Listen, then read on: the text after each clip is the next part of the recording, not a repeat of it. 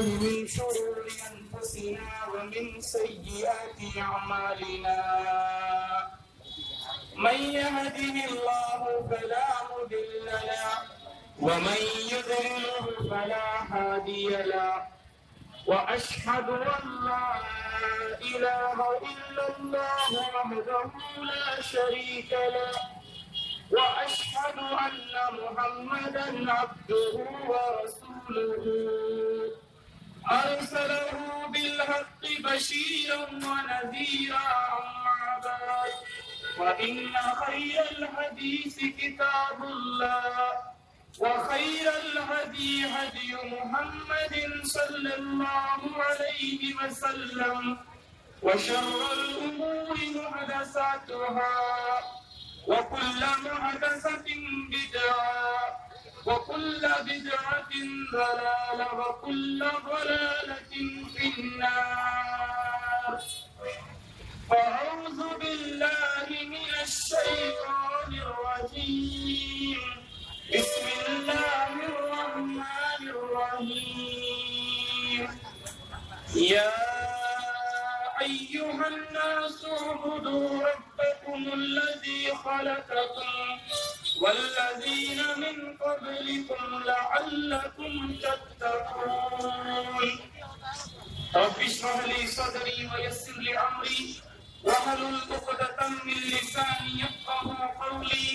ربي زدني علما ربي زدني علما اللهم ربي زدني علما.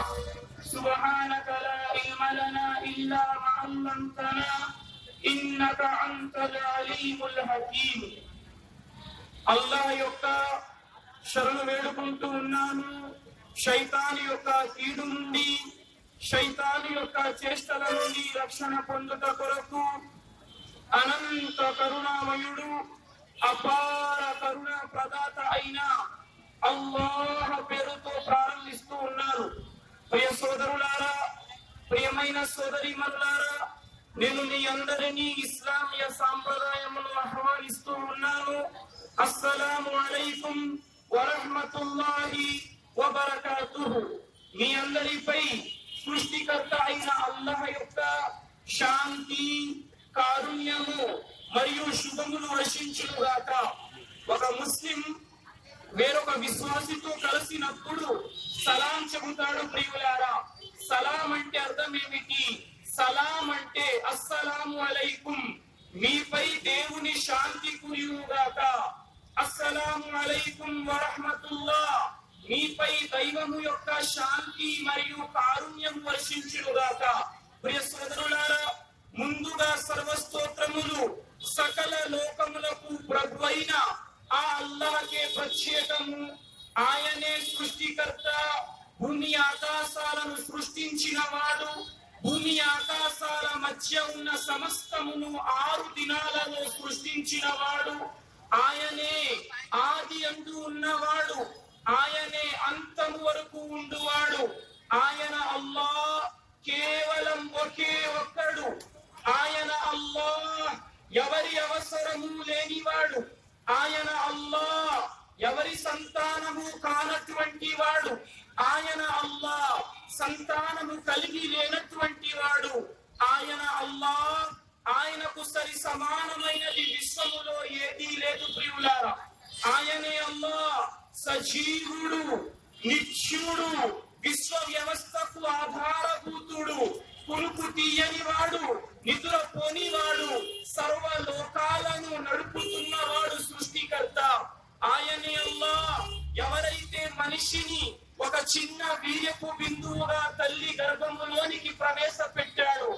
ఆయనే అల్లాహ్ తల్లి గర్భములో చిన్న వీర్యపు బిందువు వలె ప్రవేశించిన మానవుడిని రక్తపు ముద్దగా మార్చిన వాడు. రక్తపు ముద్దను మాంసపు ముద్దగా మలచిన వాడు. మాంసపు ముద్దకు ఎముకను జత చేసిన వాడు. తల్లి గర్భములో మానవుడికి అందమైన ఆకృతి ప్రసాదించిన వాడు. సకల లోకాల సృష్టికర్త అల్లాహ్. ప్రియులారా, ప్రియమైన సోదరులారా, ప్రియమైన సోదరీమణులారా, ఈ జీవితం యొక్క వాస్తవికతను ఒకసారి గమనించండి. మానవుడు ఈ రోజు ప్రపంచములో పుట్టింపబడ్డాడు. మానవుడు కేవలం జీవితములో గెలవటానికి, ఇహలోకపు జీవితములో డబ్బు సంపాదించటానికి, ఆస్తి సంపాదించటానికి, అంతస్తు సంపాదించటానికి, పేరు సంపాదించటానికి, హోదా సంపాదించటానికి మానవుడు ఆలోచిస్తూ ఉన్నాడు తప్ప నేను మరణిస్తే ఏమి జరుగుతుంది మానవుడు ఆలోచించటం లేదు. ఈరోజు ప్రపంచంలో ప్రతి ఒక్కరు చూడండి, కేవలం పేరు వెనకాత పెట్టారు ప్రియులారా. ఇహలోకం, కేవలం ఇహలోకపు జీవితం, ఇహలోకపు జీవితం, ఇహలోకపు జీవితం. ప్రియులారా, మనిషికి జీవన్ మరణాలు ఎందుకు ప్రసాదించబడ్డాయి? మానవునికి జీవితం ఎందుకు ప్రసాదించబడుతుంది? మరణము ఎందుకు ప్రసాదించబడుతుంది?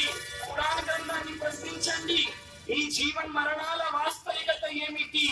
పవిత్ర ఖురాన్ గ్రంథం 67వ అధ్యాయము సూరే ముల్క్ వాక్యము నెంబర్ 2లో అల్లాహ్ సెలవిస్తున్నారు, మనిషికి దైవం ఎందుకు జీవన్ మరణాలు ఇచ్చాడు?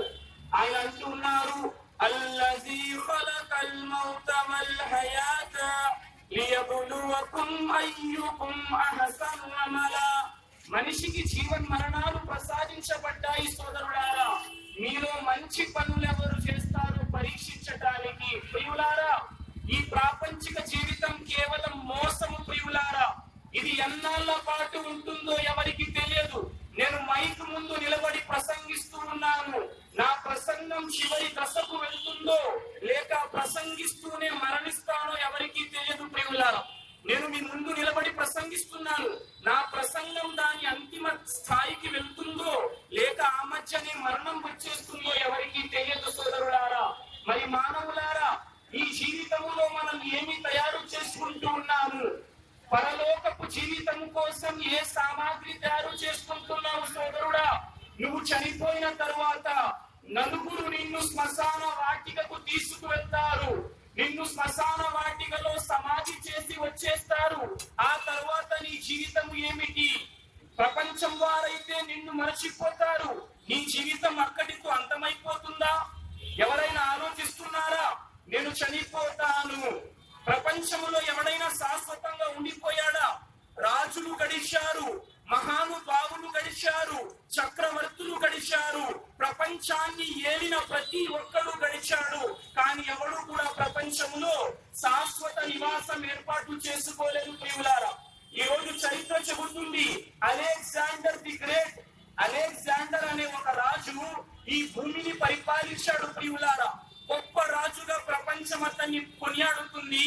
అలెగ్జాండర్ చెబుతూ ఉన్నాడట, నేను చనిపోయిన తరువాత, అలెగ్జాండర్ అనే మహారాజు అంటున్నాడు, నేను చనిపోయిన తరువాత నా శ్మశాన, నా శవపేటికకు 2 కన్నాలు చేసి నా 2 చేతులను బయటకి తీసి పెట్టండి. అలెగ్జాండర్ అనే మహారాజు అంటున్నాడు, నేను చనిపోయిన తరువాత నా శవపేటికకు కన్నములు చేసి నా 2 చేతులు పైకి కనిపించే విధంగా పెట్టండి. ఏమిటి మహారాజా, ఎందుకు అలా ఆజ్ఞాపిస్తున్నారు? అలెగ్జాండర్ అంటూ ఉన్నాడు, ప్రపంచానికి తెలియాలి, ఇంత గొప్ప మహా చక్రవర్తి అలెగ్జాండర్ ప్రపంచం నుండి వెళ్ళిపోతున్నప్పుడు 2 ఖాళీ చేతులతో వెళ్ళిపోతున్నాడు. అతడు ఏమీ తోడు తీసుకువెళ్ళటం లేదు. ప్రపంచానికి తెలియాలి. ప్రియ సోదరులారా, ప్రియమైన సోదరిమణులారా, ఏదో చెప్పుకుంటున్నారా? ఒక 10 మంది ముస్లిం నిలబడ్డారు, ఇస్లాం గురించి కావాలా, వారు ఖురాన్ గురించి, వాళ్ళ అల్లాహకు సంబంధించి ఏదో ప్రచారం చేసుకుంటున్నారు అనుకుంటే పొరపాటు ప్రియులారా. ఇది సర్వ మానవాళిని మరణాంతర జీవితంలో స్వర్గానికి తీసుకువెళ్లే మాట ప్రియులారా. ఒక సోదరుడు బండి మీద వెళ్తూ ఉంటాడు, స్టాండ్ తీయకుండా వెళ్ళిపోతాడు. అతన్ని స్టాండ్ తీయమంటాం, అయ్యా స్టాండ్ తీయండి, స్టాండ్ పెట్టి వెళ్ళిపోతున్నారు చెప్పటానికి ముందు చూస్తామా? అతడు క్రైస్తవుడా? అతడు ముస్లిమా? అతడు హిందువా? అతడు బౌద్ధుడా? అతడు సిక్కా? చూడం ప్రియులారా, నా తోటి సోదరుడు బండి గనక స్టాండ్ వేసి అలాగ వెళ్ళిపోతే పడిపోతాడని హెచ్చరిస్తాము.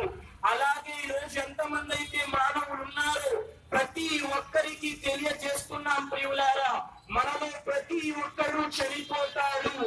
కుల్లు నఫ్సిన్ దాయికతుల్ మౌత్, ప్రతి ఒక్కరు మరణం యొక్క రుచి చూడవలసినదే. మరణము తరువాత మనతో పాటు ఏం వస్తుంది? ఈ రోజు రోజు వ్యాపారాల్లో నిమగ్నమైపోయాము. ప్రపంచం సంపాదించడానికి 24 గంటల్లో పడుకోవటానికి కూడా తీరికలేదు మనిషికి. ఈ రోజు మన నిద్ర 4-5 గంటలైపోయింది. మిగతా 20 గంటలు ప్రపంచం ప్రపంచం ప్రపంచం, సంపాదన సంపాదన సంపాదన. ఏం వస్తుంది ప్రియులారా? మహాప్రవక్త ముహమ్మద్ సల్లల్లాహు అలైహి వసల్లం అంటూ ఉన్నారు, ఒక మనిషి చనిపోయిన తరువాత 3 వస్తువులు అతనితో పాటు శ్మశాన వాటిక వరకు వెంబడిస్తాయి. ఒక మనిషి చనిపోయిన తరువాత 3 వస్తువులు శ్మశాన వాటిక వరకు వెళ్తాయి. ఒకటి అహలుహు, అతని పరివారం శ్మశాన వాటిక వద్దకు వెళ్తుంది. 2 వమాలుహు, అతని హోదా శ్మశాన వాటిక వరకు వెళ్తుంది. 3వది వఅమలుహు, అతను చేసుకున్న కార్యాలు కూడా శ్మశాన వాటిక వద్దకు వెళ్తాయి.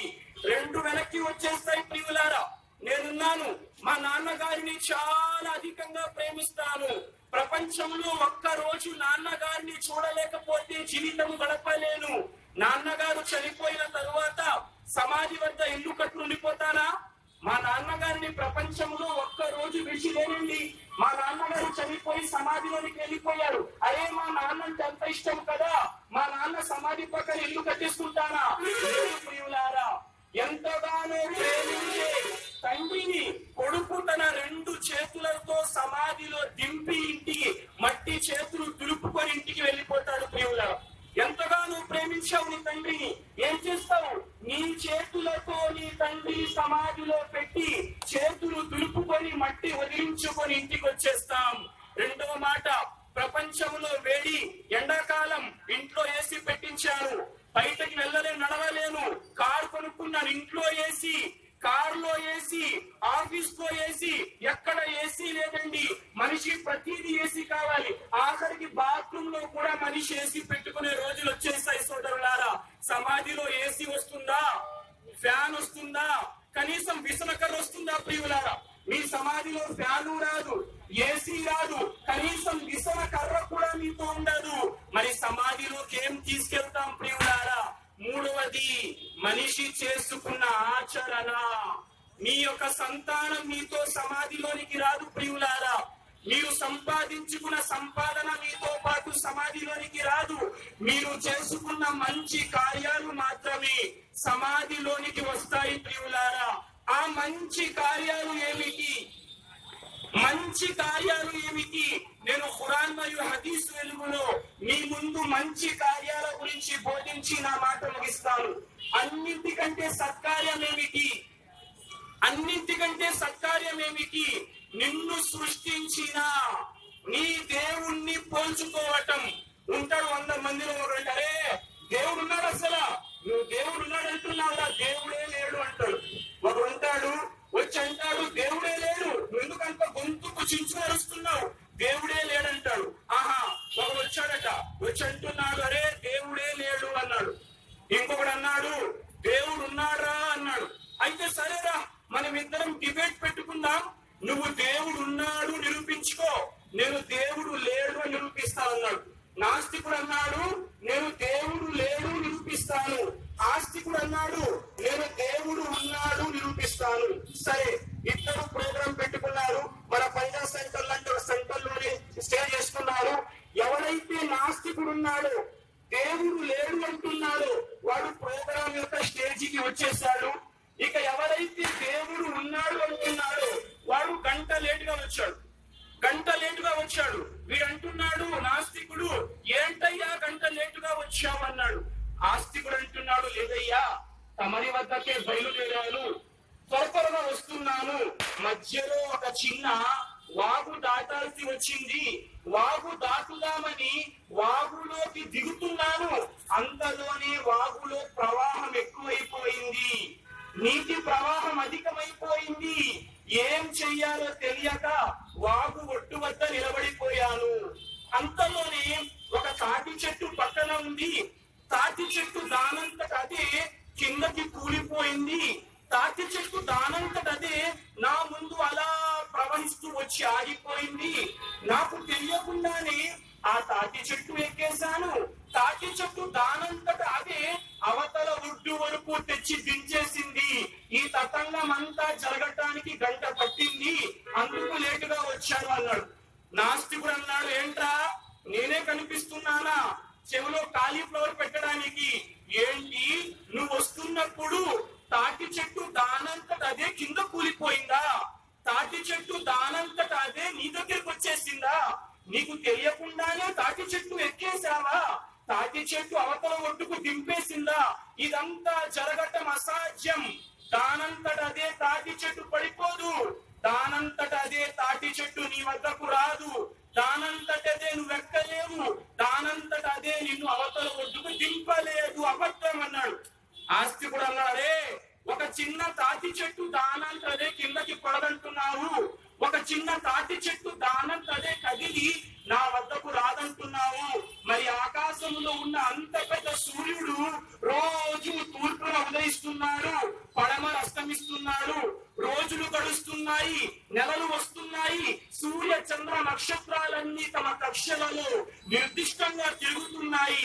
ఒక తాటి చెట్టే దానంతరది కదలనప్పుడు ఆకాశంలో అంత పెద్ద సూర్యుడు ప్రతిరోజు ఉదయిస్తూ అస్తమిస్తూ ఉంటాడా? వాటిని నడిపించేవాడే దైవము అని సమాధానం ఇచ్చాడు. దైవం అందరూ విశ్వసిస్తారు. దైవము లేనిదే ప్రపంచములో ఏ మానవుడు సృష్టింపబడలేదు ప్రియులారా. ప్రతి సృష్టి వెనకాతల దాని సృష్టికర్త ఉన్నాడు. ఈ సర్వ విశ్వాన్ని సృష్టించిన సృష్టికర్త కూడా ఉన్నాడు. అతన్ని మానవుడు పోల్చుకోలేడండి. ఈ రోజు మానవుడు దైవాన్ని పోల్చుకోలేడు ప్రియులారా. ఒక మాట చెబుతాను, ఈ మైక్ ఉంది నా ముందు, దీన్ని ఏదో ఆహుజా కంపెనీ తయారు చేసి ఉంటుంది. ఈ మైక్ ఉంది, దీన్ని ఏదో కంపెనీ తయారు చేసింది. నా ముందు బైక్ కనిపిస్తుంది, హీరో హోండా కంపెనీ వాడు బైక్ తయారు చేశాడు. నా ముందు ఫలానా బస్సు వెళ్తుంది, ఏదో ఫలానా బెంజ్ కంపెనీ వాడు బస్సు తయారు చేశాడు. ఒక బెంజ్ కంపెనీ వాడు బస్సు తయారు చేశాడు, ఒక ఆహుజా కంపెనీ వాడు మైక్ తయారు చేశాడు, హీరో హోండా కంపెనీ వాడు బైక్ తయారు చేశాడు. మరి మనిషి అనే దీన్ని తయారు చేసిన వాడు ఎవరు? అదే ప్రతి దానికి మ్యానుఫ్యాక్చర్ ఉన్నాడు కదా. ఒక బైక్ తయారు చేశాడు బజాజ్ కంపెనీ వాడు, ఒక బస్సు తయారు చేశాడు బెంజ్ కంపెనీ వాడు, ఒక లైట్ తయారు చేశాడు ఫిలిప్స్ కంపెనీ వాడు, ఒక మైక్ తయారు చేశాడు ఆహుజా కంపెనీ వాడు. అరే ప్రతి దాని వెనకాతల ఒక సృష్టించి దాన్ని తయారు చేసిన వాడు ఉన్నాడు కదా. ఈ బాడీని ఎవరు తయారు చేశారు? ఈ దేహాన్ని ఎవరు తయారు చేశారు? దీని ఘనత మనం ఏం తెలుసుకుంటున్నాం ప్రియులారా? ఒక మొబైల్ ఫోన్ వచ్చింది మార్కెట్ లోనికి. మొబైల్ ఫోన్ వస్తే అమ్మో దీనిలో కెమెరా ఉండండి. కెమెరా ఎన్ని మెగా పిక్సెల్స్? 40 mega pixels. మనిషి బుర్రంతా పిచ్చెకిచ్చేస్తాడే. ఏంటో 100 చూడండి, 100 మెగా పిక్సెల్స్ కెమెరా అట. మానవుడు పిచ్చివాడు అయిపోతాడు. ప్రియులారా, మన దేహంలో కన్నుండి చూశారు, మానవుడికి కన్నుండి చూశారు. ఈ కన్ను ఎన్ని మెగా పిక్సెల్స్ మీకు తెలుసా? మానవ కన్ను ప్రియులారా 576 మెగా పిక్సెల్స్ కెమెరా ప్రియులారా. మానవ దేహంలో ఏదైతే కన్ను ఉందో ఈ కన్ను 576 మెగా పిక్సెల్స్ కెమెరా. దీన్ని తయారు చేసిన క్రియేటర్ ఎవరు ఆలోచించారా? మనిషి హృదయం చూశారు. మనిషి హృదయం అంట రోజుకు విడుదల చేసే శక్తితోనట ఒక పెద్ద ట్రక్కు 30 కిలోమీటర్ల పాటు ప్రయాణం చేయగలదట. మరి మానవ హృదయం నుండి అంత శక్తి రోజుకు వస్తుందంటే దాన్ని తీసుకున్నవాడు ఎవరు ప్రియులారా?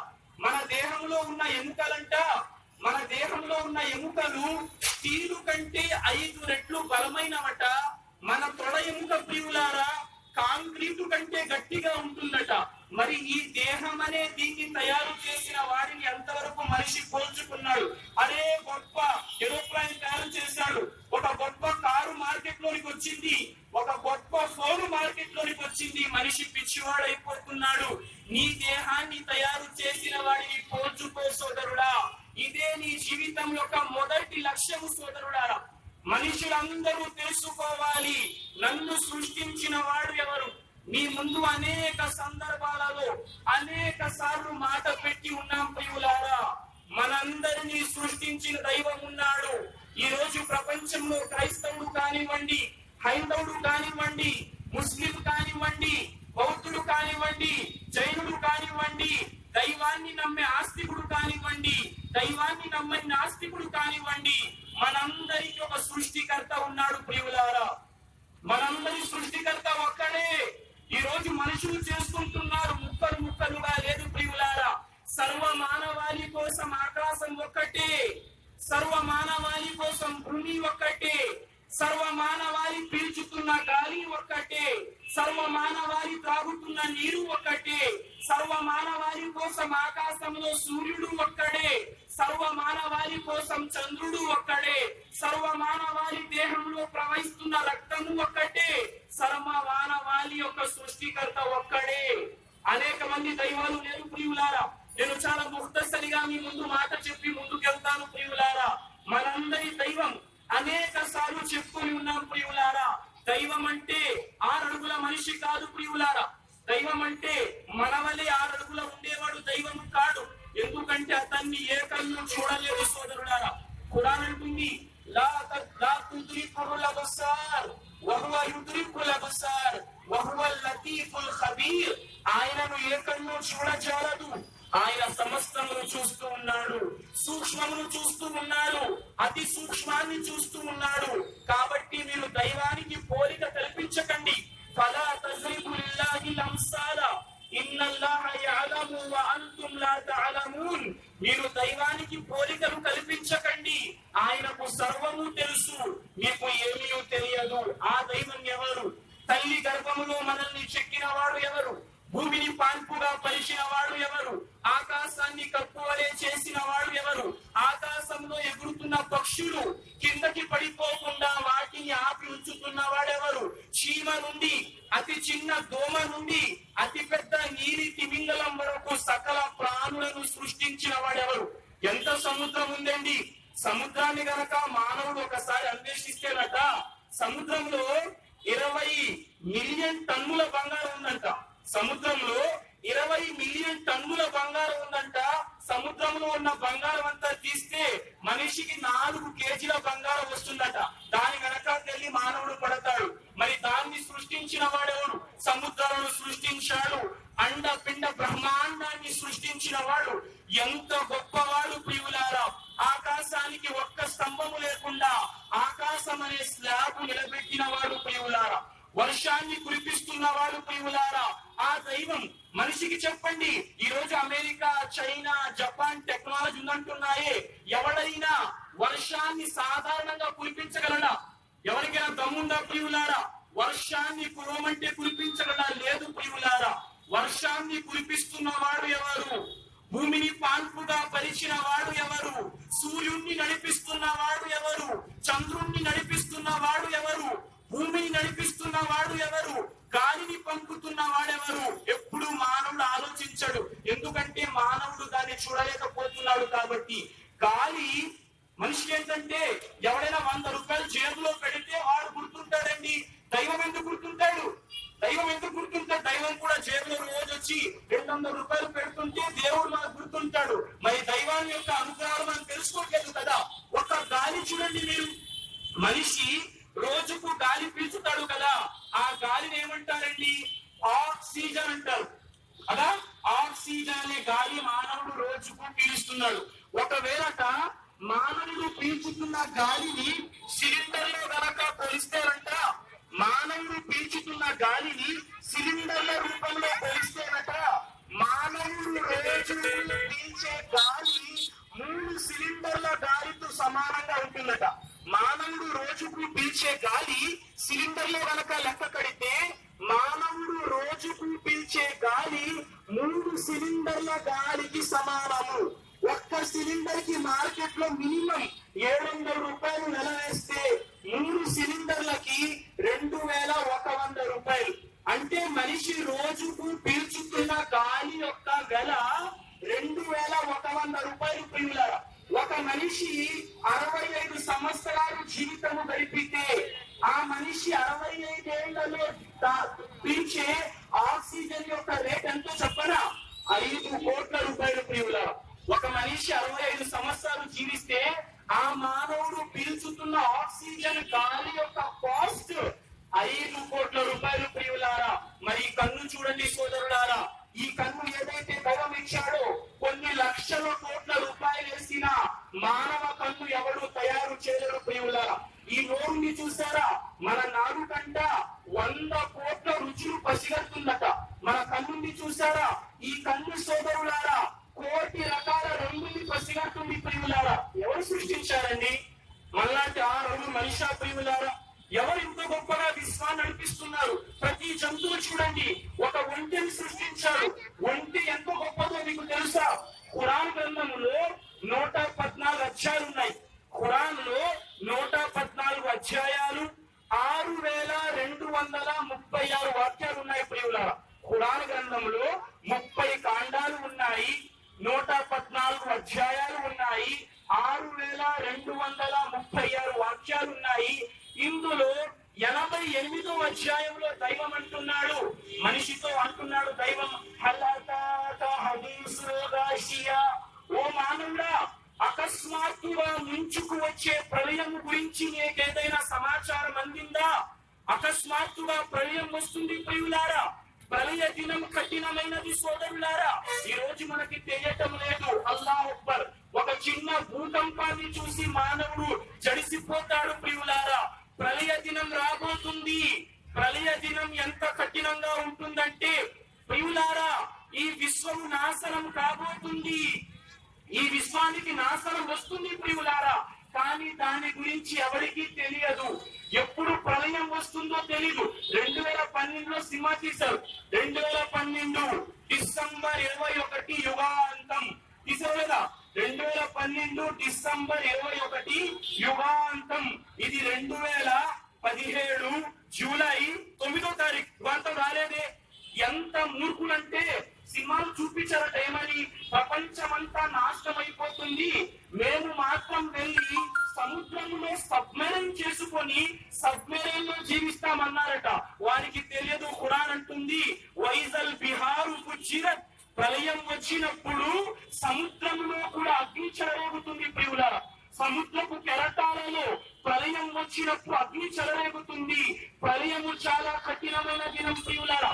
ఖురాన్ గ్రంథంలో 22వ అధ్యాయము సూరా హజ్జులో దైవం అంటూ ఉన్నారు, యా అయ్యుహన్నాసు తఖూ రబ్బకుం ఇన్న జల్జలత సఆతి షైఉన్ అజీమ్ యౌమ తరౌనహా తజ్అలు కుల్లు ముర్దియతిన్ అమ్మా అర్దత్ వతజౌ కుల్లు జాతి హమ్లిన్ హమ్లహా వతరన్నాస సుకారా వమా హుం బిసుకారా వలాకిన్న అజాబల్లాహి షదీద్. ఓ మానవులారా, మీ ప్రభు అల్లాహ్ నుండి, మీ ప్రభు ఆగ్రహం నుండి మిమ్మల్ని మీరు రక్షించుకోండి. వాస్తవము ఏమిటి అంటే ప్రళయ దినాన వచ్చే భూకంపం మహాభయంకరమైనది. ఆనాటి స్థితిని కనుక మీరు చూస్తే దాని పరిస్థితి ఎలా ఉంటుందంటే, పాలిస్తున్న స్త్రీ, ఏ స్త్రీ అయితే తన చంటి బిడ్డకు పాలు తాగిస్తుందో, ప్రళయ దినాన భయంకర పరిస్థితికి భయపడి ఏ తల్లి అయితే బిడ్డకు పాలు తాగిస్తుందో ఆ తల్లి బిడ్డను విడిచిపెట్టి పరిగెడుతుంది ప్రియులారా. అలాంటి కఠినమైన దినం ప్రళయ దినం. ఆ రోజు ఏ స్త్రీ గర్భముతో ఉంటుందో ప్రళయ దినం యొక్క భయంకర పరిస్థితులకు ఆమె గర్భం పడిపోతుంది ప్రియులారా.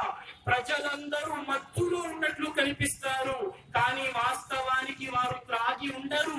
దైవము యొక్క శిక్ష అంత తీవ్రంగా ఉంటుంది ప్రియులారా. మరి ఆ రోజు మనం రక్షణ పొందాలంటే, ఆ రోజు మనం సమాధానం చెప్పగలగాలంటే ప్రపంచములో మహాపాపాలకు దూరంగా ఉండాలి. మహాపాపాలు ఏమిటి ప్రియులారా? దైవ ప్రవక్త ముహమ్మద్ సల్లల్లాహు అలైహి వసల్లం 7 మహాపాపాల గురించి బోధించారు ప్రియులారా. 7 మహాపాపాలు ఒక చోట 4 మహాపాపాలు, ఒక చోట 3 మహాపాపాల గురించి ప్రవక్త చెప్పారు. మొదటి మాట చెబుతాను, మహాపాపములు ఏమిటి? మొదటి మహాపాపములో మొదటి మహాపాపము, మిమ్మల్ని అందరినీ సృష్టించిన వాడు ఒక్కడే అయినప్పుడు మీరు అతనితో పాటు వేరే వారిని ఆరాధించటం. ఒక చిన్న ఉదాహరణ ఇస్తానండి. మీరు ఇల్లు కట్టుకున్నారు, మీ ఇల్లు శుభ్రంగా మీకోసం కట్టించబడింది. మీ ఇంట్లో మీరు కూర్చోవటానికి ఒక మంచి కుర్చీ తయారు చేసుకున్నారు. టేపు కర్రతోనో దేనితోనో బాగా డిజైన్ చేయించి నా ఇల్లు నేను కుర్చీలో కూర్చోవాలి అని ఒక మంచి కుర్చీ తయారు చేయించుకున్నాడు. నేనేం చేస్తున్నాను, ఎవడో రోడ్డును పోయి దానయ్యను తీసుకొచ్చి మీ ఇంట్లోకి తీసుకొచ్చి మీ కుర్చీ మీద అతన్ని కూర్చోబెట్టి మీ ఇల్లు ఎంత బాగుందండి, మీ కుర్చీ ఎంత బాగుందండి అంటే మీకు ఎలా ఉంటుంది? అరే మానవుడిగా చిన్న విషయానికే మానవుడి నా ఇల్లు, నేను నా కోసం చేయించుకున్న కుర్చీ అది ఎవరినో తీసుకొచ్చి వాడిని దాని యొక్క నీవే దాని ఓనర్ అంటున్నాడంటే వాడికి ఎంత కోపం వస్తుంది ప్రియులారా. మరి సర్వాన్ని సృష్టించిన వాడు ఒక్కడైనప్పుడు మనం మన ఇష్టం వచ్చినట్లు ఆరాధన చేస్తే ఆయన కూడా ఇహలోకంలో అవకాశం ఇస్తున్నాడు ప్రియులారా. మొదటి మహాపాపం ప్రియులారా, మనందరి దైవం ఒక్కడే. ఈ రోజు మన ముక్కలు కావద్దు ప్రియులారా, మన ముక్కలు అస్సలు కాకుండా అంతా మానవ జాతి ప్రియులారా. మనమంతా ముందు మానవులం సోదరులారా, ఆ మాట గుర్తుంచుకోండి. మరి మానవులందరినీ సృష్టించిన దైవం ఒక్కడే అని ఖురాన్ అంటుంది. దైవం ఒక్కడే అన్ని గ్రంథాలు అంటున్నాయి. మరి ఆ ఒక్క దైవం ఎవరు? దైవం ఒక్కడే, ప్రతి ఒక్కడు అంటారండి దేవుడు ఒక్కడే, దైవం ఒక్కడే. సబకా మాలిక్ ఏక్ హై, సబకా మాలిక్ ఏక్ హై, అందరి దైవం ఒక్కడే. ఆ దైవం ఎవరు ప్రియులారా? 5 గుణగణాలు కలిగిన వాడు. మొదటి మాట ప్రియులారా, మనందరి దైవము ఒకే ఒక్కడు, 2, 3 కానివాడు. మనందరి దైవం కేవలం ఒక్కడే సోదరులారా. రెండవ మాట, ఆ దైవం ఎలాంటి అవసరము లేనివాడు. దేవుడు తినడు ప్రియులారా, ప్రజలకు తినిపిస్తాడు. దైవము కునుకు తీసేవాడు కాదు ప్రియులారా. దైవము అవసరము కలిగిన వాడు కాదు, అవసరాలు తీర్పించువాడు. దైవము తల్లి తండ్రి కలిగిన వాడు కాదు, దైవము సంతానం కలిగిన వాడు కాదు. దైవానికి యహలోకములో ఎలాంటి పోలిక మానవుడు కల్పించలేడు. మనందరి దైవం ఒక్కడే, ఒకే ఒక్కడు, ఎలాంటి అవసరము లేనివాడు, ఎవరికి పుట్టని వాడు, ఎవరికి జన్మనివ్వని వాడు. ఆయనకు సరి సమానమైనది విశ్వంలో లేదు. ఈ 5 గుణగణాలు ఎవరిలోనైనా ఉంటే ఆయన దైవం. ఒకే ఒక్కడై ఉండాలి, ఎలాంటి అవసరం లేనివాడై ఉండాలి, ఎవరికి పుట్టని వాడై ఉండాలి, ఎవరికి జన్మనివ్వని వాడై ఉండాలి. ఆయనకు సరి సమానమైనది ఏదీ లేకుండా ఉండాలి. ఆలోచించండి, దేవుడు ఒక్కడే. నేను ఆరాధిస్తున్నవాడు ఒక్కడేనా? లేదే, కాదు. నేను ఆరాధిస్తున్నవాడు తినకుండా తాగకుండా కులుకు తీయకుండా నిద్రపోకుండా ఉన్నాడా? లేదు, తిన్నారు త్రాగారు, దైవం కాదు. నేను ఆరాధిస్తున్నవారు తల్లి తండ్రి కలిగి ఉన్నారా? తల్లి తండ్రి కలిగి ఉన్నారు అంటే నాలాంటి మానవ మాత్రులు. నేను ఆరాధిస్తున్న వారు సంతానం లేకుండా ఉన్నారా? లేదు, 3 పిల్లలు ఉన్నారు అంటే నాలాంటి మనిషి. దైవానికి పిల్లలు ఉండరు ప్రియులారా, దైవానికి తల్లి తండ్రి ఉండరు ప్రియులారా. దైవం మనలా ఉండడు ప్రియులారా. ఆయన ఏ తను చూడలేదు. ముస్లింలు ఆరాధిస్తారు ఏంటండి? మీరు అల్లాహ్ని ఆరాధించుకుంటారు కదా, మస్జిద్కు వచ్చి చూడండి ప్రియులారా. మస్జిద్లో దేని పెట్టమే ఆ 7 ఆకాశాలపై దైవం ఉన్నాడు, అతన్ని చూడకుండా ఆరాధిస్తాం ప్రియులారా. కాబట్టి మహాప్రవక్త ముహమ్మద్ సల్లల్లాహు అలైహి వసల్లం అంటున్నారు, మిమ్మల్ని సృష్టించిన వాడు ఒక్కడే అయినప్పుడు అతనితో పాటు వేరే వారిని భాగస్వామిగా చేయటము మహాపాపము. ఇక రెండవ మహాపాపము చేతబడి చెయ్యటము, చేతబడి చెయ్యించటము. చేతబడి ఒక విద్య ఉంది ప్రియులారా. ఇందులో మంత్ర తంత్రాలతో ఏదేదో చేస్తుంటారు, కానీ ఇస్లాం అంటుంది చేతబడి చెయ్యటము, చేతబడి చెయ్యించటం మహాపాపము. ఇస్లాం ధర్మంలో దానికి స్థానం లేదు ప్రియులారా. మొదటి మహాపాపము దైవం ఒక్కడే అయినప్పుడు అతనితో పాటు వేరే వారిని ఆరాధించటం. రెండవ మహాపాపం చేతబడి చెయ్యటము, చేతబడి చెయ్యించటము. మూడవ మహాపాపము అన్యాయంగా ఏ మనిషినైనా చంపటము. అన్యాయంగా ఏ మనిషినైనా చంపటం మహాపాపము ప్రియులారా. ఎవడైనా అన్యాయంగా చంపితే దానికి ప్రతిఫలం అడగండి ఖురాన్. మీరు అంటారు కదా ఖురాన్ ముస్లింలు చంపేస్తారు, అడగండి ఖురాన్ గ్రంథాన్ని. ఏ మానవుడైనా ఎవరినైనా కావాలని వారి ప్రాణము తీస్తే వాడికి ఏం ప్రతిఫలం? నా దగ్గర ఖురాన్ ఉంది ప్రియులారా, ఖురాన్ తీసి చూపిస్తాను కావలిస్తే. 4వ అధ్యాయము ఖురాన్ గ్రంథంలో 4వ అధ్యాయం సోదరులారా. ఎవరికైనా ఎటువంటి అనుమానం ఉంటే స్విచ్ ఆఫ్ అయిపోయింది, ఎవరి అనుమానం రావచ్చు. ఖురాన్ ఏం చెబుతుంది? అరే మనుషుల్ని, అమాయక జనాల ప్రాణాలు తీసేస్తారు కదా, అలాంటి వారికి శిక్ష ఏమిటి? ఖురాన్ అంటుంది 4వ అధ్యాయము చాప్టర్ నెంబర్ 4 వర్స్ నెంబర్ 93 వాక్యము సంఖ్య 93లో ఖురాన్ అంటుంది వమన్ యక్తుల్ ముమినన్ ముతఅమ్మిదన్ ఫజజాఉహు జహన్నమ్ ఖాలిదన్ ఫీహా వగదిబ అల్లాహు అలైహి వలఅనహు వఅద్ద లహుం అజాబన్ అజీమా. ఎవరైతే ఒక మనిషిని బుద్ధిపూర్వకంగా చంపుతాడో దానికి ప్రతిఫలం నరకము. ఎవరైతే ఒక విశ్వాసిని బుద్ధిపూర్వకంగా చంపుతాడో దాని పర్యవసానం, వాటి ప్రతిఫలం నరకము. నరకం మాత్రమే కాదు, ఇంకా 4 శిక్షలు. ఒకటి, వాడు నరకములో శాశ్వతంగా ఉంటాడు. రెండవది, వాడిపై దైవ కోపం ఉంటుంది. మూడవది, వాడిపై అల్లా శాపం ఉంటుంది. 4వది, నరకములో ఘోరాతి ఘోరమైన శిక్ష ఉంటుంది. ఎవరైనా ఆషమాషియా, మానవ ప్రాణం అంటే ఆషమాషియా ప్రియులారా? లేదు ప్రియులారా.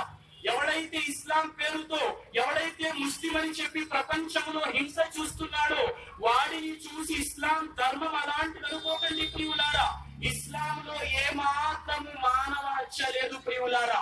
ప్రవక్త ముహమ్మద్ వారు సల్లల్లాహు అలైహి వసల్లం అంటున్నారు, మానవ హత్య మహాపాపము. ఇంకో మాట ఖురాన్ గ్రంథంలో 5వ సూర 32వ వాక్యం ఏమంటుంది? ఖురాన్ లో 5వ సూర 32వ వాక్యం ఏమంటున్నాడు దైవం? మన్ ఖతల నఫ్సన్ బిగైరి నఫ్సిన్ ఔ ఫసాదిన్ ఫిల్ అర్ది ఫకఅన్నమా ఖతల అన్నాస జమీయా వమన్ అహ్యాహా ఫకఅన్నమా అహ్యా అన్నాస జమీయా. మీలో ఎవరైనా అన్యాయముగా ఒక మానవుడి ప్రాణమును తీస్తే వాడు సర్వ మానవాళి ప్రాణాలు తీసిన పాపి. ఎవరైనా ఒక మనిషి ప్రాణమును రక్షిస్తే వాడు సర్వ మానవాళి ప్రాణాలు రక్షించిన వాడవుతాడు ప్రియులారా. ఇస్లాం మానవ హత్య మహాపాపం అంటుంది. మొదటి మహాపాపం దైవముతో పాటు వేరే వారిని ఆరాధించటము. రెండవ మహాపాపం చేతబడి చెయ్యటము, చేతబడి చేయించటము. మూడవ మహాపాపం అన్యాయముగా ఏ ప్రాణినైనా చంపటం. నాలుగవ మహాపాపం వడ్డీ తినటము ప్రియులారా. నాలుగవ మహాపాపం వడ్డీ తినటము. వడ్డీ తినటము ఎలాంటి ఘోరమైన పాపం అంటే నా నోటి నుండి బహుశా అనేక మార్లు మీరు విని ఉంటారు. వడ్డీ తినటం, అమాయక ప్రజల సొమ్మును, వారి యొక్క రక్తాన్ని పీల్చటం ప్రియులారా. వడ్డీ తినటం ఎలాంటి పాపం అంటే ప్రవక్త సల్లల్లాహు అలైహి వసల్లం అంటున్నారు, ఏ మానవుడైతే, ఏ మనిషి అయితే తెలిసి కూడా ఒక్క దిర్హం వడ్డీ తింటాడో వాడు తన కన్న తల్లితో వ్యభిచారం చేసినంత పాపి. ఎవరైతే తెలిసి ఉండి కూడా ఒక్క దిర్హం వడ్డీ తింటాడో, ఎవరైతే వడ్డీ తింటారో వారు తన కన్న తల్లితో వ్యభిచరించినంత మహా పాపము చేస్తున్నవాడు. ముస్లిం వడ్డీ తింటున్నాడా? వాడు కూడా నరకానికి వెళ్ళిపోతాడు ప్రియులారా. నేను ముస్లిం నండి, నేను వడ్డీ తింటాను అవ్వదు ప్రియులారా. వడ్డీ ఇస్లాంలో లేదు ప్రియులారా. ఇక 5వ మహాపాపం ప్రియులారా, అనాథ సొమ్ము అక్రమంగా కాజేయటము. అనాథల సొమ్మును అక్రమ పద్ధతిలో తినివేయటము. అనాథ ప్రియులారా, ఈ రోజు చాలా మంది అనాథల సొమ్ముతో వ్యాపారం చేసుకునే వారు ఉన్నారు సోదరులారా. ఎవరైతే అనాథల పేర్లు చెప్పి డబ్బు తింటారో అలాంటి వారు ప్రళయ దినాన సమాధానం చెప్పాలి, లేకపోతే నరకం పాలైపోతారు ప్రియులారా. నరకం ఎలా ఉంటుందండి? నరకంలో చిన్న శిక్ష గురించి అంటున్నారు ప్రవక్త ముహమ్మద్ సల్లల్లాహు అలైహి వసల్లం వారు.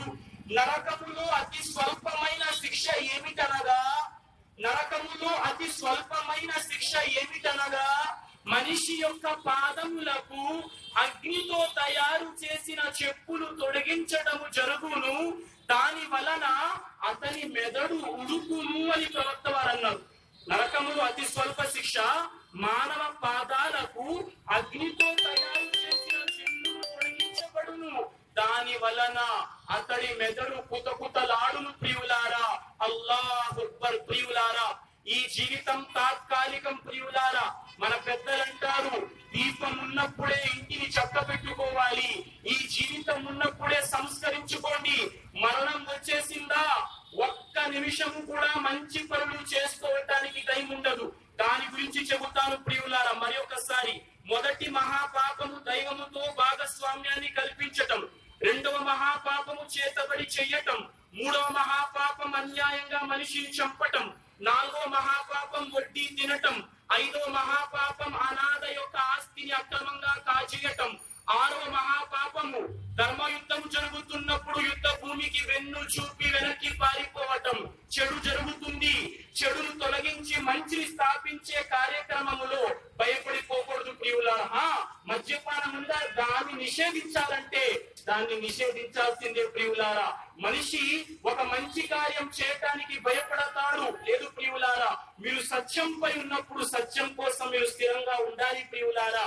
ఇక ఏడవ మహాపాపము సోదరులారా, సౌశీల్యవతి అయిన స్త్రీపై అపనింద మోపటం. సౌశీల్యవతి అయిన స్త్రీపై అపనింద మోపటం మహాపాపం ప్రియులారా. వేరొక హదీస్ లో ప్రవక్త వారు అంటున్నారు 4 మహాపాపాలు.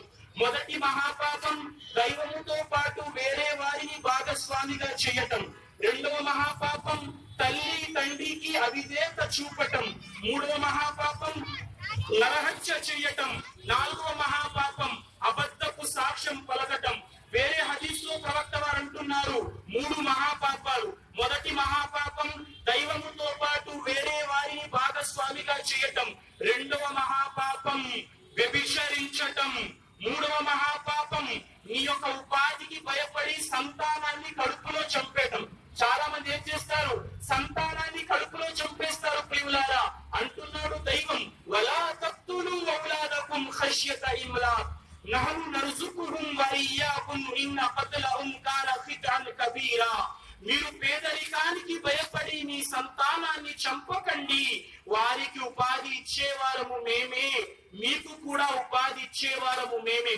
ఎవరైతే జీవితాన్ని సంస్కరించుకుంటారో, ఎవరైతే తన తప్పులు ఒప్పుకొని దైవం ముందు క్షమాపణ కోరుకొని జీవితంలో చేసిన పాపాలు విడిచిపెట్టి పుణ్యాత్ముల మార్గంలో ప్రయాణిస్తారో, దైవాన్ని ఆరాధించటం, తల్లి తండ్రి విధేయత చూపటం, వడ్డీ తినటం మానటం, మద్యపానం మానటం, వ్యభిచారం మానటం, అనాథ మన సంతానాన్ని చంపటం మానటం, అనాథ ఆస్తిని అక్రమంగా కాచేయటం విడిచిపెట్టటం. ఎవరైతే తమ జీవితాలు సంస్కరించుకుంటారో వారు స్వర్గంలోనికి ప్రవేశిస్తారు ప్రియులారా. ఏంటయ్యా ఈ రోజుల్లో స్వర్గం నరకం అంటున్నారు మీరు చాలా మంది అనొచ్చు. ఏంటయ్యా ఈ రోజుల్లో ఎవరిని భయపెడుతున్నారు, స్వర్గం నరకం భయపడతామా? లేదు ప్రియులారా. ఎవరైతే తెలుసుకుంటారో వాడు సాఫల్యం పొందుతాడు. ఎవరైనా సరే స్వర్గము నరకము లేవు అని వాదిస్తే ఒకే ఛాలెంజ్ వారికి ఇచ్చేస్తారు. ఎవరైనా స్వర్గం నరకం ఏమీ లేవు అన్ని ఉత్తుతి మాటలే ఎవరైనా అంటే ఒక ఛాలెంజ్ చేస్తారు, మరణం ఆపండి, మనిషికి మరణం లేకుండా ఆపేయండి. ఎవరైనా సరే ఏమీ లేదయ్యా, దేవుడు లేడు, స్వర్గం లేదు, నరకం లేదు ఎవరైనా చెప్పేవాడు ఉంటే మరణం ఆపండి. ఎవడి తరమా ప్రియులారా, మరణాన్ని ఆపటం ఎవరి తరమా ప్రియులారా. ఎప్పుడు మనిషికి ఎక్కడ చావు రాసి పెడితే అక్కడ మనిషి చనిపోతాడు. వాడు ఆకాశంలో వెళ్లి అంతరిక్షంలో కూర్చున్నా వాడికి ప్రాణం పోయే సమయం వచ్చిందా, ప్రాణము తీసే దూత అక్కడికి వెళ్ళి ప్రాణం తీసేస్తాడు ప్రియులారా. సముద్రంలో సబ్మెరైన్లోకి వెళ్ళిపోయినా నీ ప్రాణం తీసేస్తారు ప్రియులారా. ప్రాణం పోయే సమయం వచ్చిందా, మీ దగ్గర 1,00,000 కోట్లు ఉండొచ్చు కాక 1,00,000 కోట్లు ఇచ్చేస్తారండి, చేస్తారు రాయబారం, ఆ పని అయిపోవాలి, పళ్ళ కింద చేయి పెడతాని పని చేసేయండి. ప్రపంచంలో రికమెండేషన్స్ లంచాలతో పని చేయించుకుంటారు కదా. నరకం ఏదైతే వస్తాడో మృత్యు దూత, సార్ నా ప్రాణం తీయద్దు, నా దగ్గర 100 కోట్లు ఉన్నాయి, 100 కోట్లు కావాలిస్తే తీసేసుకోండి, నా ప్రాణం మాత్రం ఇచ్చాడు. ఇస్తాడా? మీ దగ్గర 1,00,000 కోట్లు ఉన్నాయి, 1,00,000 కోట్లు ఇచ్చేసి ప్రాణం ఆపుకుంటే వాళ్ళు ఆపుకుండా ప్రాణము వచ్చిందా సమయం వెళ్ళిపోతుంది ప్రియులా. ఒక కుర్రోడున్నాడు, ఎంతో కష్టపడ్డాడు, బయట దేశాలకు వెళ్ళి సంపాదించుకున్న ఆశ, బయట దేశాలకి చదువుకోవటానికో సంపాదనకో ఎంతో కష్టపడ్డాడు. కష్టపడిన తర్వాత బయట దేశం యొక్క టికెట్ వచ్చింది, వీసా కూడా వచ్చింది. టికెట్ వీసా ఇంటికి తెచ్చాడు, ఇంట్లో గెంతులు వేసాడు, అమ్మా నేను బయట దేశానికి వెళ్తానమ్మా. అమ్మ అంటుంది, అరే మమ్మల్ని విడిచిపెట్టి వెళ్ళకున్నా, నువ్వు వెళ్ళటం మాకు ఇష్టం లేదు అమ్మంటుంది. లేదమ్మా వెళ్తాను.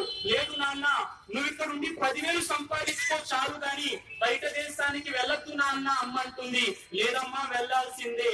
అమ్మకి ఇష్టం లేదు, కన్న తల్లి కొడుకును పంపటం ఇష్టం లేదు. ఆ వీసా టికెట్ అమ్మ తీసి ఎక్కడో దాచిపెట్టేసింది. కొడుకు ఫ్లైట్ ఎక్కాల్సిన తారీఖు వచ్చేసింది. సంతోషంతో ఉదయం నిద్ర లెగిచ్చాడు. అమ్మా, ఈ రోజు నా ప్రయాణం ఉంది, విమానం ఎక్కుతున్నానమ్మా, నేను బయట దేశానికి వెళ్తాను. వెళ్ళి తయారైపోయాడు. ఎంతో ఆతృతతో వెళ్ళి వీసా టికెట్ వెతుకుతున్నాడు. ఇంట్లో వీసా టికెట్ కనిపించట్లేదు. వెతికాడు వెతికాడు వెతికాడు. వేసారిపోయారమ్మా, నా వీసా టికెట్ కనిపించట్లేదమ్మా, ఏదైనా తీసావా? లేదు నాన్న, నాకు తెలియదు నాన్న, ఎక్కడ పెట్టావు బాగా 2 సార్లు చూసుకో. వెళ్తున్నాడు అబ్బాయి, వెతుకుతున్నాడు. వీసా కనిపించట్లేదు, టికెట్ కనిపించట్లేదు. వెతుకుతున్నాడు వెతుకుతున్నాడు వెతుకుతున్నాడు. సాయంత్రం అయిపోయింది. ఫ్లైట్ కాస్త మిస్ అయిపోయింది. ఎంతో బాధాకర హృదయంతో ఆ రాత్రి వెళ్లి తన గదిలో పడుకుండిపోయాడు. తెల్లవారింది ప్రియులారా. అమ్మ టీవీ ఆన్ చేసి న్యూస్ చూస్తుంది. న్యూస్ లో హెడ్లైన్స్ వస్తున్నాయి. నిన్న రాత్రి ఏ విమానం అయితే ఈమె కొడుకు ఎక్కి వెళ్లాలో ఆ విమానం కాస్త బ్లాస్ట్ అయ్యి అందులో ఉన్న వారంతా చనిపోయారు. అమ్మ సంతోషంగా ఎగిరి గంతేసింది. నా కొడుకు ప్రాణం రక్షింపబడింది. ఎంతో ఆత్మతో కొడుకు గది తలుపు తడుతుంది. నాన్న, తలుపిప్పరా. లోపల నుండి తలుపు గడ బయటికి తీయటం లేదు. నాన్న, తలుపిప్పరా. ఎవరు తలుపు గడి తీయటం లేదు. వెళ్ళి భర్తకు చెప్పింది. ఇద్దరు వచ్చి ఆ తలుపు పగలగొట్టి లోపల చూశారు. వాళ్ళ కొడుకు మంచంపై చనిపోయి ఉన్నాడు. ప్రియులారా, అతనికి ఆ రాత్రి నిద్రలోనే అతనికి ఏదో ప్రమాదంతో హార్ట్ అటాక్ ఏదో వచ్చి ఆ అబ్బాయి చనిపోయాడు. ప్రియులారా, మనల్ని ఎవరిని చావు క్షమించరే. వెళ్ళాం ట్రాఫిక్, అదే మావిడేనండి విడిచిపెట్టండి, పదని వెళ్ళిపోండి. ఆ ఎక్కడ పనమ్మాయి మావిడే చేసేయండి. ప్రపంచంలో ప్రతి మావోడే చేసి పెట్టేయండి.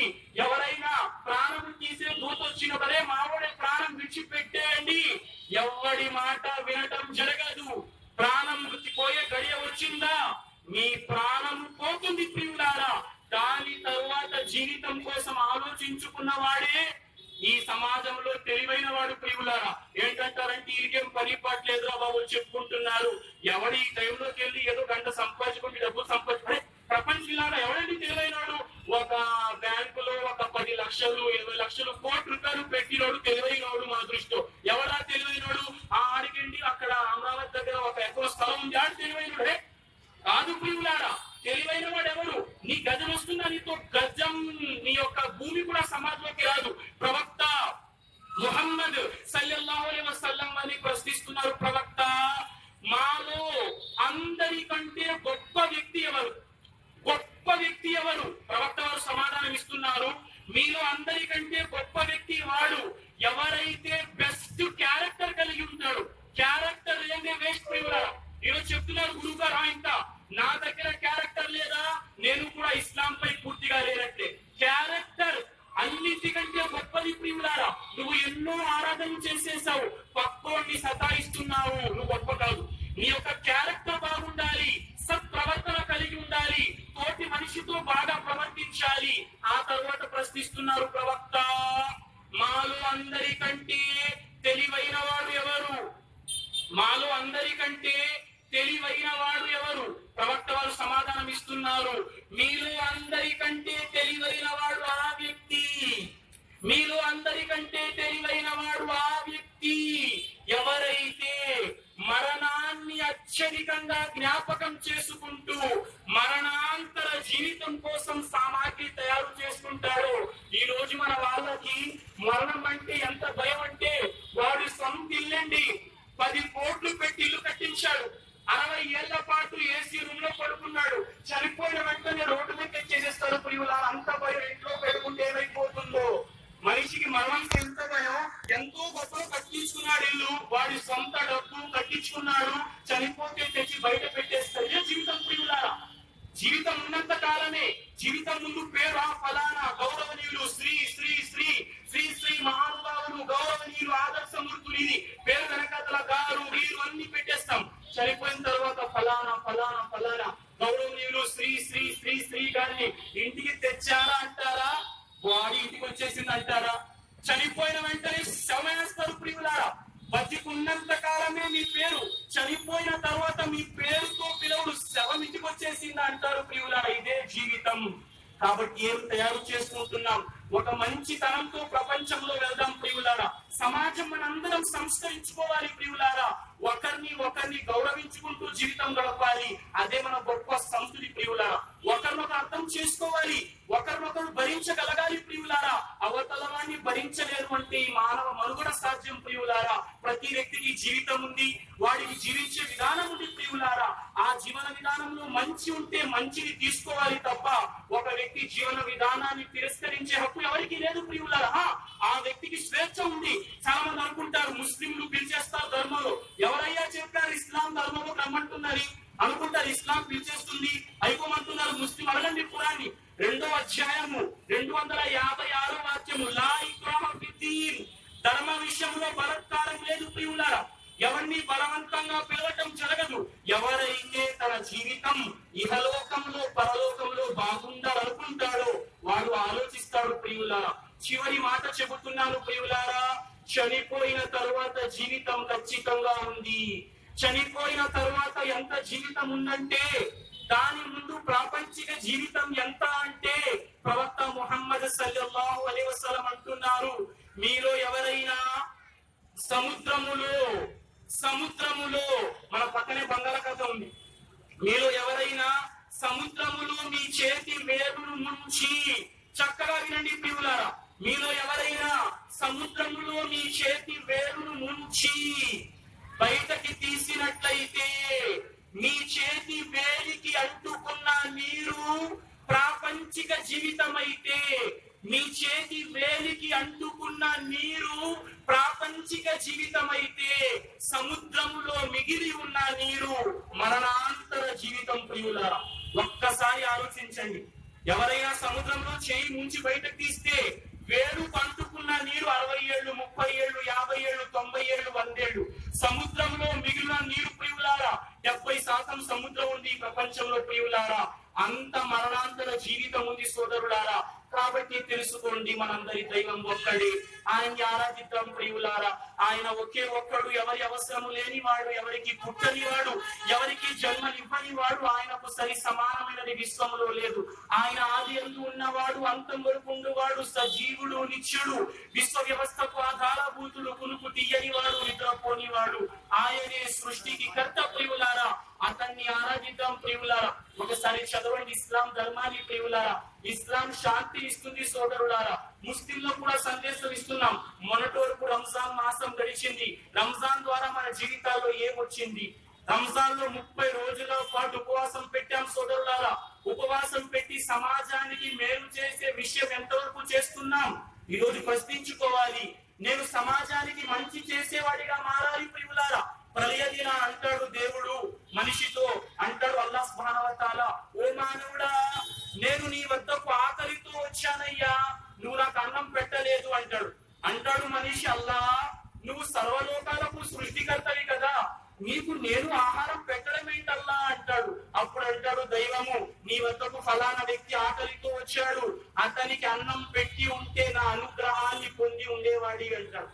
ఆ తర్వాత రెండో ప్రశ్న ప్రశ్నిస్తాడు, ఓ మానవుడా, నేను అనారోగ్యం పాలైపోయానయ్యా, నన్ను పరామర్శించటానికి కూడా నువ్వు రాలేదు. మనిషి అంటాడు దైవమా, ఓ అల్లా, నీవు సకల లోకాలకు సృష్టికర్తవి కదా, నీవు అనారోగ్యం పాలైపోవటం ఏమిటి అల్లా అంటాడు. అప్పుడు అంటాడు దైవము, ఫలానా వ్యక్తి అనారోగ్యం పాలైపోయాడు, అతడిని వెళ్ళి నువ్వు పరామర్శించి ఉంటే నా అనుగ్రహాన్ని పొంది ఉండేవాడివి. ఈ రోజు మన సొంత బంధువులు కూడా హాస్పిటల్స్ లో ఉంటారు ప్రియులారా, వెళ్ళి పరామర్శించే ఉద్దేశం మనకు ఉండదు. చాలా మంది ఇలాంటి సంబంధాలు ఉన్నాయి మానవుల మధ్య. ఇంత బిజీ అయిపోయాము. తల్లి తండ్రి ఆరోగ్యం ఎలాగైపోయిందంటే ఈ రోజుల్లో చూడండి, నాకు చాలా బాధ వేస్తుంది. తల్లి తండ్రి ఎలా ఉన్నారో చూడటానికి సంవత్సరానికి ఒక రోజు మదర్స్ డే, సంవత్సరం ఫాదర్స్ డే, 364 రోజులు ఎక్కడో ఉంటాడు. 365 రోజులు అమ్మా బాగున్నావా, ఏం కావాలి, 364 రోజులు తండ్రిని పట్టించుకొని వాడు ఒక్క రోజు మదర్స్ డే, ఒక రోజు ఫాదర్స్ డే లేదు ప్రియులారా. అసలైన విశ్వాసికి ప్రతిరోజు మదర్స్ డే, ప్రతిరోజు ఫాదర్స్ డే ప్రియులారా. ఏడాదికి ఒక్కసారి మదర్స్ డే పెట్టించుకున్నామని కాదు ప్రియులారా. ఆలోచించండి. మూడో మాట నేను దాహంతో వచ్చానయ్యా, నువ్వు నాకు నీళ్లు త్రాగించలేదు అంటాడు. లేదల్లా, నువ్వెక్కడ దాహంతో ఉంటావు? లేదు, నా ఫలానా దాసుడు దాహంతో వచ్చాడు, అతనికి నీరు త్రాగిస్తూ ఉంటే బాగుండేది, నా అనుగ్రహాన్ని పొంది ఉండేవాడి అంటాడు. కాబట్టి జీవితం మంచి జీవితం జీవితం ప్రియులారా.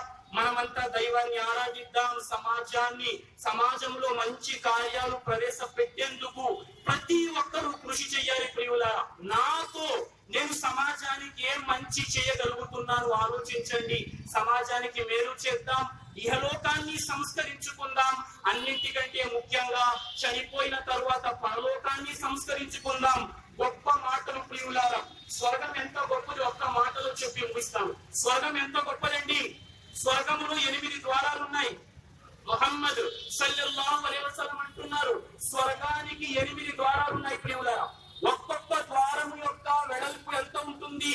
మహాప్రవక్త అంటున్నారు సల్లల్లాహు అలైహి వసల్లం, నన్ను సృష్టించిన అల్లాహ్ సాక్షిగా, ఎవరి చేతిలో ముహమ్మద్ సల్లల్లాహు అలైహి వసల్లం ప్రాణం ఉందో అల్లాహ్ సాక్షిగా, స్వర్గపు 2 వాకిళ్ల మధ్య దూరము, స్వర్గపు 2 వాకిళ్ల మధ్య దూరము మక్కా పట్టణానికి బస్రా పట్టణానికి మధ్య దూరంతో సమానము. స్వర్గములో 2 వాకిళ్ల మధ్య దూరం మక్కా పట్టణానికి బస్రా పట్టణానికి మధ్య దూరంతో సమానం. మీరు మక్కా పట్టణానికి బస్రా పట్టణానికి మధ్య ఉన్న దూరాన్ని గనక క్యాలిక్యులేట్ చేస్తే 1250 కిలోమీటర్లు వస్తుంది ప్రియులారా. స్వర్గములో 2 వాకిళ్ల మధ్య దూరం ప్రియులారా సుమారు 1250 కిలోమీటర్లు. ఆ స్వర్గంలో చెట్టు ఉంది ప్రియులారా, తూబా. స్వర్గంలో ఒక చెట్టు ఉంది, దాని పేరు తూబా. ఆ స్వర్గపు చెట్టు నీడను ఒక గుర్రం పరిగెత్తుకుంటూ దాటాలంటే, ఒక గుర్రపు రౌతు స్వర్గంలో ఉన్న చెట్టు నీడ పరిగెత్తుకుంటూ దాటించాలంటే 100 ఏళ్లు పడుతుంది. ప్రవక్త వారు అంటున్నారు ప్రియులారా, మరి అది కావాలా? లేకపోతే నరకము దాని స్థానంలో ఉంది. తినటానికి ముళ్ళ చెట్లు ఇవ్వబడును, తాగటానికి చీమి ఇవ్వబడును. ముళ్ళ చెట్లు తినటం వల్ల మీ ఆకలి తీరదు, చీము తాగటం వల్ల దాహము తీరదు. కాబట్టి ఇహలోకంలోనే ఇన్ని మాటలు విన్న తరువాత దైవం ఎవరు ఆలోచించండి. ఒకవేళ ఆలోచించకుండా వాడి మా నాన్న వాడు చెప్పుకున్నాడు నాకేం పోయింది అనుకుంటే, మీరు చనిపోయిన తర్వాత వెళ్తారు, నిజంగా అవన్నీ చూస్తారు. ఆ రోజు అల్లాహ్తో అంటారు, అల్లా